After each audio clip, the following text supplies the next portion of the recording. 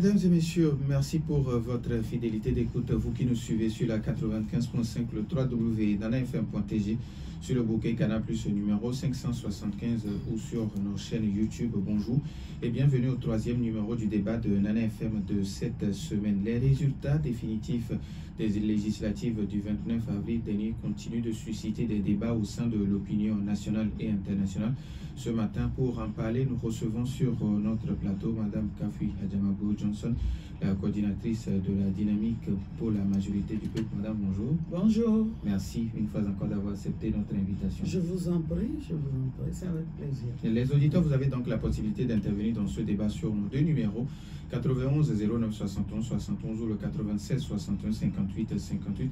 Je suis Norbert Douadi et Nestor Glo assure la mise en onde. Bienvenue sur la plus belle dame de Une fois encore, merci pour votre fidélité. Madame, merci pour votre disponibilité. Quelle lecture vous faites de la situation sociopolitique dans notre pays depuis le 29 avril dernier jusqu'à la proclamation des résultats définitifs des législatives? Permettez-moi tout d'abord de saluer mes chers compatriotes qui sont à l'écoute de Nana FM. Je voudrais dire que la situation qui s'est créée au Togo et qui n'est imputable principalement qu'au régime est une situation sans précédent. C'est du jamais vu. Pourquoi? Parce que nous sortons d'une élection dont les résultats veulent faire croire que le parti uni, un parti qui opprime les Togolais, qui les prive de tout, est majoritaire, et que les Togolais eux-mêmes qui se battent pour un Togo meilleur, pour leur bien-être, sont devenus une minorité. C'est des élections qui ont lieu dans un contexte où nous étions d'accord sur une constitution, celle de la 4e République, que nous avons adoptée en 1992 et sous laquelle les élections ont été convoquées et d'ailleurs sous laquelle les résultats ont été proclamés. Ces résultats que nous contestons. Heureusement, au moins que ces messieurs qui sont censés être de hauts magistrats, ils n'ont pas poussé le bouchon jusqu'à viser la nouvelle constitution qu'on prétend avoir adoptée et qu'on a adoptée sans les Togolais. Donc, on se retrouve dans une situation où des organisations législatives ont eu lieu sous la 4e République, les résultats proclamés sous la 4e République, et puis on nous dit, désormais, vous êtes sous la 5e République, parce que pendant que nous attendions les résultats, eh bien, la Constitution adoptée par des députés illégitimes a été promulguée par le chef de l'État. Avouez quand même que quand on est responsable d'un pays, il faut vraiment ne pas avoir le sens de ses responsabilités pour mettre le pays dans cette situation. Et c'est donc une situation sociopolitique suffisamment grave et qui nous préoccupe. Alors, madame, au lieu de cela, on a l'impression que ceux qui en sont à l'origine, même s'ils n'arrivent pas à s'en glorifier vraiment, mais on a l'impression qu'ils ne s'en inquiètent pas du tout. Et quand on a vu ce qui s'est passé le 29 avril dernier, on se dit, mais c'est une folie collective. Alors, on va revenir sur la journée du 29 avril. Est-ce qu'au vu des résultats, Est-ce que vous regrettez d'avoir participé, d'avoir pris part à cette élection? Absolument pas.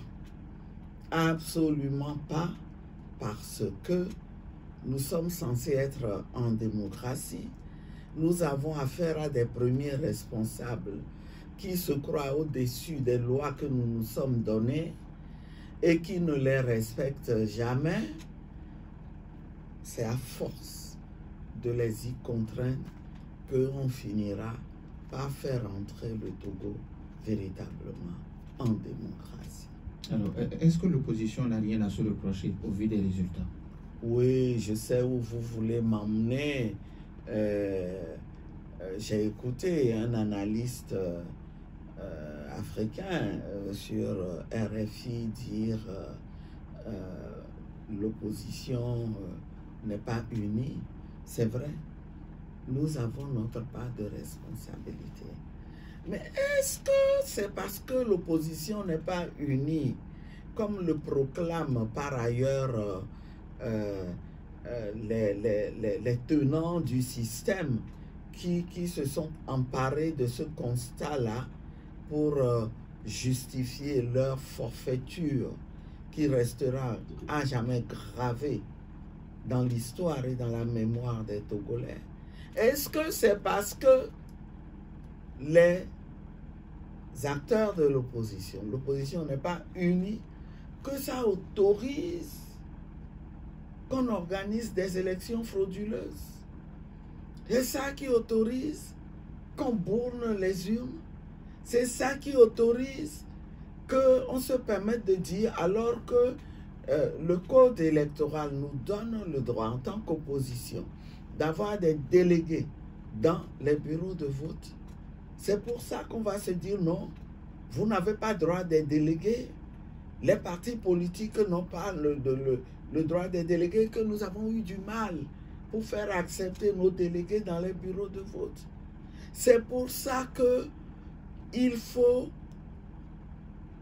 instaurer et promouvoir des contre-valeurs et montrer aux jeunes qu'aujourd'hui, c'est permis de trouver de l'argent par tous les moyens.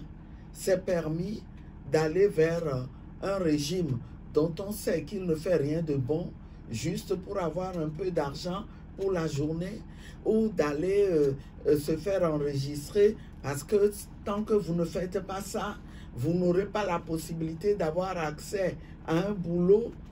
Mais c'est pour ça, c'est parce que l'opposition n'est pas unie, qu'à ciel ouvert comme ça, on accepte qu'un éducateur, un proviseur de lycée se mette à vouloir tricher, que des enseignants, des éducateurs, on leur demande de bourrer les urnes au vu et au su de leurs élèves. Attendez, où veut-on mener cette société que nous sommes? On installe des contre-valeurs. On apprend aux jeunes à voler. On leur apprend à tricher. On leur apprend à ne pas avoir de conviction, mais à se laisser acheter pourvu la fin justifie les moyens, pourvu qu'on réussisse à trouver une situation que les responsables de ce pays étaient censés créer, offrir pour tous les jeunes, parce que ce sont eux qui ont nos ressources, ce sont eux qui se sont mis à la tête du pays, et ce sont eux qui sont tenus, c'est une obligation, de créer des emplois pour tous les jeunes qui en ont, qui y ont droit. Alors, Madame, la Cour constitutionnelle a rejeté tous les recours. Est-ce que vous également, vous avez introduit un recours, et c'est par rapport à quoi? Oh, bien sûr, nous avons sorti un communiqué pour informer l'opinion nationale à laquelle nous sommes redevables des recours que nous avons introduits. Et nous en avons introduit dans une quinzaine de circonscriptions électorales au total. Et il ne s'agissait pas de recours fantaisiste. Quand vous prenez par exemple le cas de Dangpen, où il y avait un de ces recours, vous voyez manifestement que on ne veut pas que le candidat tête de liste de la DMP soit élu, malgré le choix des Togolais, malgré le vote des Togolais. Et le juge a reçu des instructions pour changer une compilation qui a été faite pour une fois de manière contradictoire parce que les nôtres ont insisté pour être là, pour être à la CELI pendant qu'on faisait la compilation. Donc une compilation qui a été faite devant tout le monde et dont les résultats sont apparus pour tout le monde et ont été signés. On attendait tout simplement que ces résultats-là soient affichés et tout d'un coup, au matin, on les change. On les change dans la nuit, tout comme on a changé notre constitution dans la nuit. Et au matin, on affiche une autre compilation.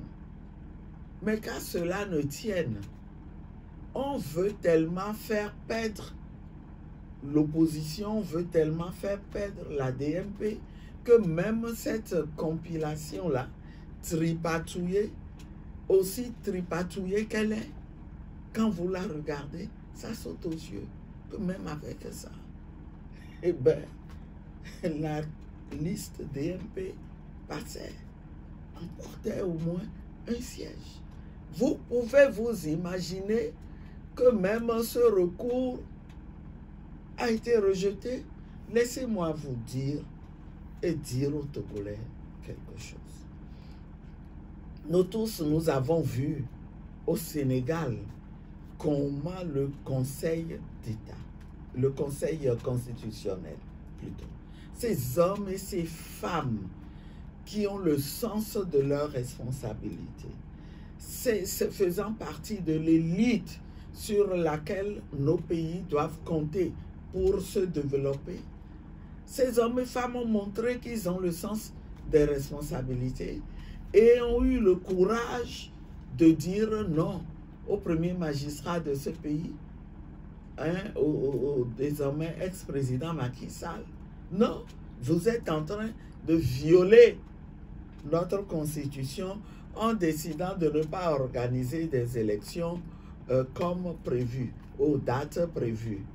Ici au Togo, vous avez entendu un homme chargé d'appliquer, ou une femme chargée d'appliquer la loi, dire quoi que ce soit quand on a violé le délai qui est prévu, les dispositions qui sont prévues pour l'organisation des élections législatives qui auraient dû être organisées au plus tard en novembre 2023 au Togo.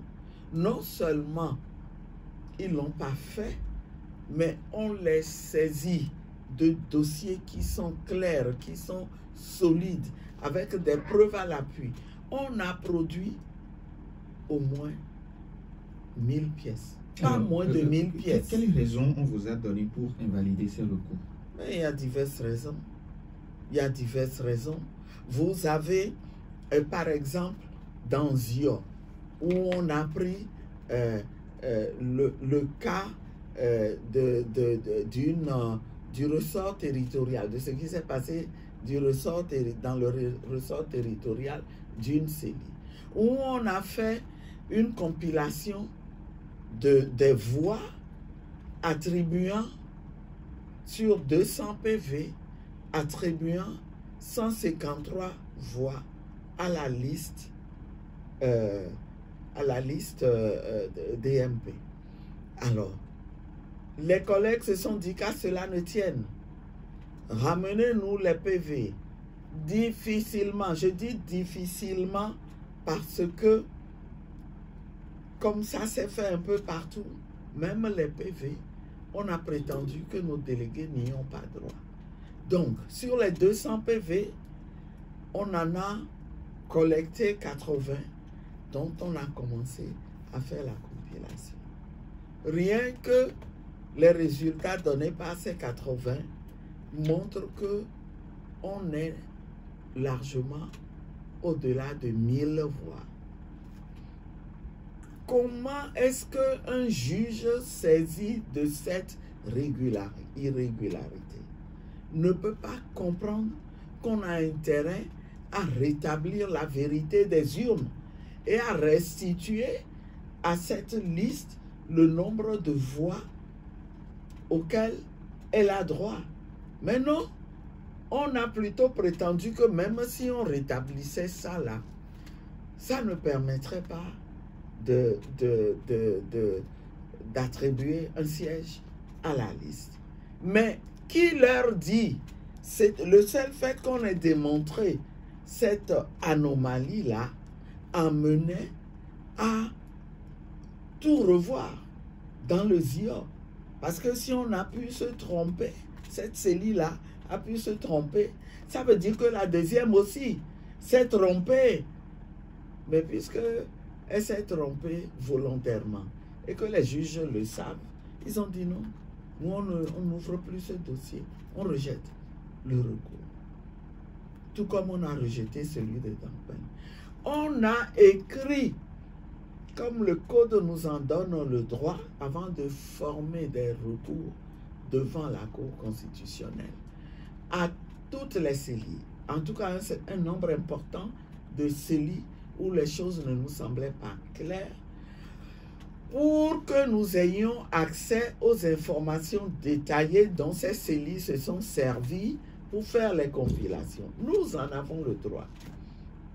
Vous pouvez vous imaginer que on nous a répondu la plupart du temps que oui, ce que cette disposition du code la prévoit aussi, c'est que la CENI détermine les procédures selon lesquelles nous devons consulter ces informations détaillées. Comme la CENI ne l'a pas fait, nous sommes au regret de vous informer que nous ne pouvons pas vous laisser avoir accès au dossier. On a violé nos droits. Et ce qui est grave, on a avoué qu'il y a des anomalies que nous ne voulons pas que vous découvriez. Et ces anomalies portent sur les voix d'UNIR. Chacun le sait que UNIR n'est pas majoritaire. L'histoire retiendra que ce que UNIR a fait, c'est abject, c'est inacceptable. On le dira. On le dira. Dans cette folie collective-là, nous ne reconnaissons pas ce que UNIR a fait. Lui seul peut continuer à se dire majoritaire. Donc vous comprenez que dans cette situation qui est créée là, les premiers responsables de ce pays ont enfoncé davantage le Togo dans la crise, ont divisé davantage les Togolais. Et pour nous, le combat continue. 91 09 71 71 ou le 96 71 58 58. Vos questions et vos avis nous intéressent après la pause.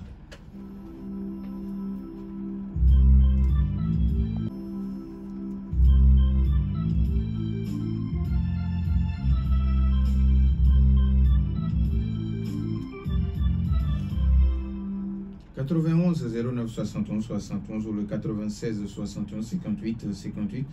Nous avons un premier auditeur en ligne dans l'FM. Allô? Oui, allô. Pélé, bonjour. Bonjour. Comment allez-vous? Très bien. Dieu merci. Allez-y, on vous écoute. Bonjour. Bonjour Pelé, bonjour le combattant infatigable. Dieu courage. Merci. Je pense que la participation de ces élections ont démontré beaucoup de choses. On montre aux yeux du monde comment en 2005, comment les militaires, on peut le dire, tout en gros, ce sont les éducateurs qui doivent éduquer les militaires. Et qu'est-ce qu'on peut dire aujourd'hui? S'il faut aller à l'université, et qu'on va voir des gens porter des signes qu'on devrait écrire que ce sont cette institution va organiser les discussions. Et ces gens ont peur. Ce ils sont prêts à organiser les élections. Mon Dieu, c'est abominable.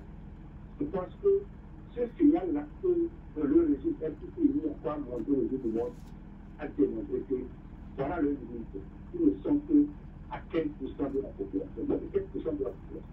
Et ça a été clair. Mais là, même ceux qui ne sont pas sortis, on dit que non. Avec le pays de première communauté qui faut organiser les élections, nous allons rester à la maison. Et ils sont restés pour regarder et maintenant amener les 5 personnes qui étaient 5 oppositions à l'Assemblée. Je pense que c'est là où se trouve le débat. Les gens qui seront à l'Assemblée, et c'est le peuple qui les a mis dans un comité. C'est eux-mêmes qui n'arrivent pas à chercher là. Est-ce que ces 5 personnes qui sont dans votre projet vont aujourd'hui travailler ensemble? C'est la question que je mets. Merci. Voilà. Merci beaucoup. Nana FM, allô? Oui, allô, bonjour. Lance Dadido Gome, bonjour. Bonjour, madame Adjamogo. Bonjour, chers compatriotes, comment vous allez? Ça va bien, merci. Et je commence par vous féliciter d'abord parce que vous vous êtes présenté sous la bannière d'un groupe et non de la CDPA. Merci pour cela. Je voudrais poser 2 questions. Oui, allez-y. Les caucus aux USA, c'est à madame que je pose la question. Ne vous sent-il pas un exemple à copier pour avoir provisoirement un gouvernement informel avec lequel il faut aller aux élections, quel que soit le scrutin? Car nous, les populations de l'opposition, nous ne voulons plus entendre parler de parti politique qui va se glorifier d'être le meilleur deuxième. Quand on est le meilleur deuxième, on ne gouverne pas. Qu'en pensez-vous, madame? Parce que contrôler, vous avez parlé de contrôle. Contrôler 2 choses est plus facile que contrôler 5 et plus. Deuxième question.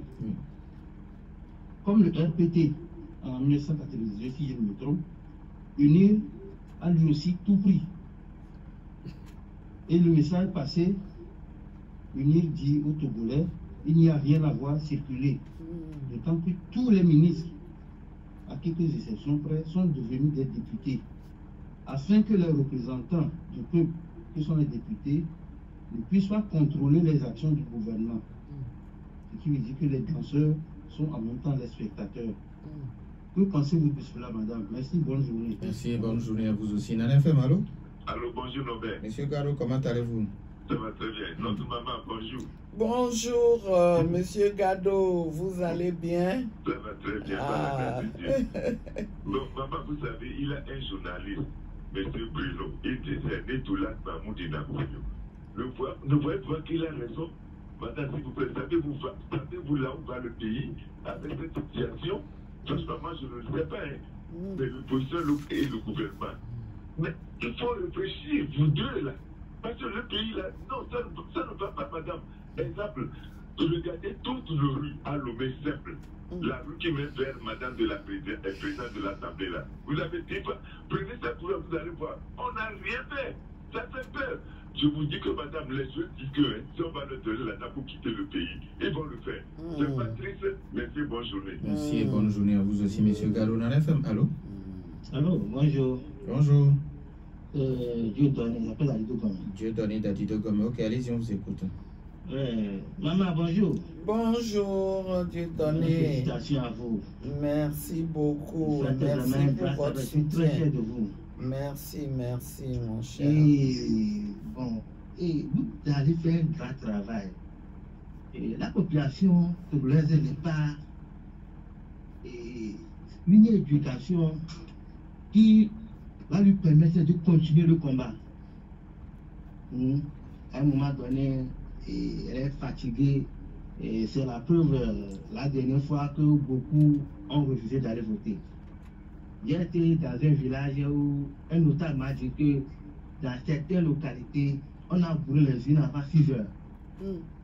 Et on a même signé les PV. C'est un notable qui m'a dit ça. Et vous devez aussi,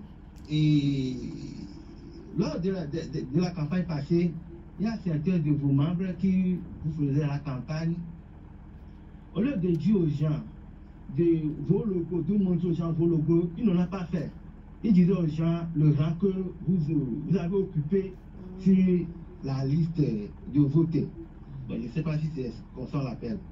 Donc vous avez encore un grand travail à faire pour que cette population ait une éducation suffisante. Merci pour beaucoup. que le combat puisse continuer. Merci beaucoup. Merci à vous aussi, monsieur Dieudonné, depuis Adido Gomé. Un autre auditeur, Papa Sibiti, bonjour. Tu m'as aujourd'hui, c'est mon frère là. Le docteur a qui m'a donné la lettre. Madame la présidente, bonjour. Bonjour, Papa Sibiti. Papa, le docteur Adjamabo, aujourd'hui m'a fait d'avoir une. Vous savez, je vous demande du courage et la patience. Vos parents ont fait ça. Vous avez une image avec le ministre africain Jean-Pierre Faye. Continuez la lutte et la lutte. Voyez comment vous allez faire. Si le faut, voilà. Madame Mimi était mon directeur public Norbert là-bas. Elle a dit ce qu'il a fait, c'est très belle fille de ce qui se moque de vous. Alors qu'il ne sont pas plus compétent que cette faussière de calme. Même si le faut, voyez le président même, mais le président, et le président, voyez comment est-ce qu'il faut faire. Merci beaucoup à Papa Sibiti. 91 09 71 71. Nana FM, allô? Bonjour. Madame ici, bonjour. Bonjour, ma soeur. Oh, bonjour, ma chère sœur. Comment vous allez? Je ne comprends pas quoi. J'en ris à la limite. Pourquoi on refuse l'alternance et la démocratie au Togo? Malgré toutes ces années, 61 ans de peine, de souffrance, pourquoi on nous refuse ces trucs-là qui nous feront épanouir? Je ne comprends pas les gens. C'est juste pour la jouissance du pouvoir et l'argent qu'on nous fait ça. Tout le monde connaît, le monde entier connaît les problèmes du Togo, des élections traficotées, sans vergogne. Les gens sont, on ne sait même pas quoi dire. Ça verse dans l'impunité, criarde, et puis ça ne leur dit rien. Qu'ils gouvernent un pays durant plus d'un mandat de 5 ans, tu le détruis. Et nous, ils nous ont gouverné durant 12 mandats de 5 ans. Et ils en reveulent. Comment fait-il? Et pourquoi vous ne faites qu'à appliquer la constitution qu'on fait donner? Il y a toutes les lois de la constitution ne sont jamais respectées. Et porter plainte, quoi, je veux dire, pour qu'on s'en sorte. Aujourd'hui, le RFI en a parlé, et puis voilà, la communauté internationale est fatiguée du Togo. Et puis voilà, merci beaucoup. Portez plainte, ma soeur. Merci beaucoup à ma madame ici. Le 91 09 71 71 ou le 96 61 58 58. Nana FM, allô? Allô? Allô? Oui, bonjour. Oui, bonjour. Oui, c'est monsieur Lalawa. Monsieur? Bonjour. Allô? Allô, bonjour. Bonjour, votre nom s'il vous plaît? C'est monsieur Lalawa. Monsieur Lalawa, vous voulez parler un peu plus fort s'il vous plaît? Allô? Monsieur Lalawa, allez-y, on vous écoute. Ok. Madame, bonjour. Bonjour, chers compatriotes. S'il vous plaît, ce que je viens de dire ce matin là, c'est-à-dire, il faut essayer de dire, il y a madame qui vient de dire d'aller porter plainte. Ce que moi je vous conseille maintenant, vous allez bloquer une comment? Vous allez vous unir et aller à la communauté internationale concernant les élections. Ce que je vous dis là, c'est toute une grande vérité. C'est ça seul qui peut bloquer le jeu. Si vous le faites, vous en sortirez. C'est-à-dire, vous en sortirez gagnant. Même si vous osez encore aller aux élections avec une vous ne pouvez pas. Je vous en prie. On m'appelle chaque fois, les gens m'appellent. Ils veulent connaître chez moi. C'est-à-dire, ok. Merci beaucoup à M. Lalawa. Je sens que 80 09 71 71, on peut prendre encore un dernier auditeur. Alors, madame, vous avez écouté les uns et les autres. On va commencer avec... Ok, nous avons un dernier auditeur en ligne. Nana FM, allô? Oui, bonjour, Nana FM. Oui, bonjour. Oui, c'est monsieur Komla. Monsieur Komla, vous nous appelez de... Agbalépédo. Monsieur Komla d'Agbalépédo, vous avez la parole. Ok. Moi, je pense que chaque peuple mérite son dirigeant. Hein. Donc, nous, les Togolais, nous méritons nos dirigeants. Parce qu'on ne peut pas comprendre, malgré tout ce que nous vivons dans ce pays, et nous-mêmes, même si les gens pourraient opposer les urnes et tout ce qui va avec, nous-mêmes, les gens ont voté, non? Il y a des gens qui ont encore voté unir. Et après, ils reviennent pour se plaindre. Donc, parfois, nous accusons l'opposition que l'opposition n'est pas unie, l'opposition n'a pas fait ci, mais et nous-mêmes, quelle est notre responsabilité dans cette histoire? Notre responsabilité en tant que citoyen. Et qu'est-ce que nous-mêmes, la population, chaque individu, veut pour son pays? Pour moi, je pense que nous, les Togolais, même nous n'aimons pas notre pays, c'est à cause de ça que nous sommes dans cette situation. Donc, les dirigeants, ceux qui nous dirigent actuellement et qui nous malmènent comme ils veulent, c'est de notre faute. Je pense qu'on n'a pas à blâmer un parti politique, un membre, l'opposition n'est pas unie, bien sûr, on sait tout ça là. Mais la grande partie de la faute revient aux Togolais. Merci. Si les Togolais ne se réveillent pas, on continuera à subir et puis jusqu'à quand, on ne sait pas. Merci beaucoup à monsieur Komla depuis Agbalépédo. Madame, je pense qu'on ne va plus prendre d'auditeurs. On va commencer avec le dernier auditeur. Chaque peuple mérite son dirigeant. Merci beaucoup à mon compatriote commun pour sa réflexion. Je pense que par ce qu'il a dit, il nous interpelle tous, nous Togolais en tant que citoyens. Et c'est quelque chose qu'on ne peut pas, on peut pas contrer, hein, effectivement, dans la mesure où, comme moi je le dis souvent, comme nous le disons à la DMP, le peuple est souverain. En fait, le problème de notre peuple, et ça, on va continuer de le dire, c'est que nous sommes arrivés à un moment où les Togolais ont l'impression qu'on est dépassé. On ne peut plus rien. Et au contraire, ce qu'il faut qu'ils comprennent, c'est que c'est nous qui sommes souverains et qui, en agissant ensemble, pourront forcer les dirigeants à aller dans un sens donné ou à les faire partir. Ça, c'est quelque chose qu'il faut que nous continuions à expliquer à nos frères togolais qui sont fatigués. Oui, ce régime a tout fait pour fatiguer, tout comme on arrive à avoir les gens à l'usure. Mais voyez-vous, on n'a aucune gloire. On n'en tire aucune gloire à avoir des gens à l'usure. Ça, je voulais le rappeler. Mais en même temps, dire aux Togolais, il y a quelque chose à faire ensemble. Nous devons faire ensemble quelque chose. Ça dépend de nous. Ne nous laissons pas entraîner par les possibilités que nous avons d'avoir des gains immédiats, mais qui sont des gains vraiment éphémères, qui ne nous permettent pas de construire notre pays ou de créer des conditions durables et pérennes pour que nous puissions tous bien vivre.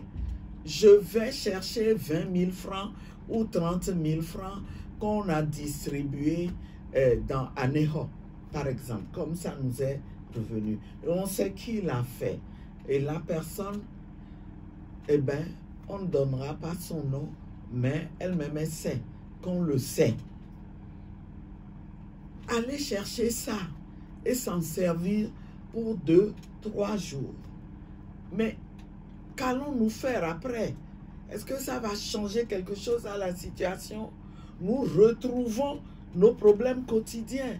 Le manque d'emploi pour nos enfants, les difficultés d'accès à l'électricité, à l'eau, nos routes. Ces problèmes-là sont là. Ils restent entassés. Nous allons chercher de l'argent pour régler momentanément une situation. Que faisons-nous après? Monsieur Lalawa, et je voudrais en profiter aussi pour parler à Papa Sibiti. Voyez-vous, ces jours-ci, je me suis posé beaucoup de questions. Je me dis, mon Dieu, ce pays est entre les mains de gens qui se comportent comme des insensés, des irresponsables. Mais sous d'autres cieux, mais il n'y a pas de gens, des sages, qui peuvent élever la voix et dire, non mais là vous exagérez. Vous exagérez. Et je vois que Papa Sibiti veut jouer en quelque sorte ce rôle quand il nous exhorte tout le temps, comme il vient de le faire, à la patience, au calme. Il dit, je ne suis avec personne. Moi, je suis pour tout le monde. Je voudrais lancer un appel pour que Papa Sibiti voie. Il a un certain âge. Et nous sommes africains. En Afrique, quand il y a des aînés dans un pays, quand plus rien ne va, les aînés se lèvent, ils se concertent et ils se disent, sauvons le pays. Je veux lancer l'idée que des aînés de toutes les régions du Togo se réunissent et aient le courage d'aller voir le premier responsable de ce pays pour lui dire non. Non, lui parler au nom des Togolais et lui dire, ça suffit, ne continue plus de t'amuser comme ça et de nous mettre en danger. Parce que c'est ce qui se passe. On a l'impression que ceux qui sont à la commande n'ont même pas conscience de ce danger qu'ils sont en train de créer au Togo. On refuse aux Togolais le droit de choisir leurs dirigeants. Mais on veut les pousser à quoi? À quoi veut-on les pousser? Et puis Lalawa qui, lui, il est d'ailleurs dépité quand il vous dit alerter au moins la communauté internationale. Oui, oui, je comprends ce qu'il dit, sauf que la communauté internationale aussi se comporte au sein de la communauté internationale.